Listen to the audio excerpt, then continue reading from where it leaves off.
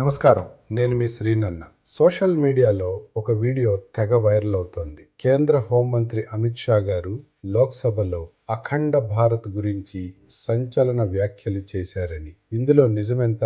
మీ శ్రీనన్న ఇన్వెస్టిగేషన్లో తేలింది ఇదే. ఇరాన్, అమెరికా మధ్య యుద్ధ వాతావరణం నేపథ్యంలో అమిత్ షా గారు పార్లమెంట్లో పాకిస్తాన్ను భారత్లో కలిపేస్తామని, అఖండ భారత్ లక్ష్యం నెరవేరుతుందని అన్నారని ఒక వీడియో వాట్సాప్లో తిరుగుతోంది.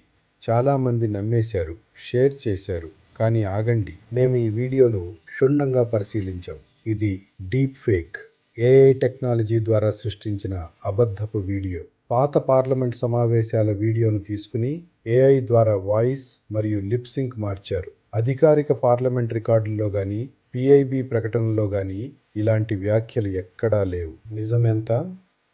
పచ్చి అబద్ధం.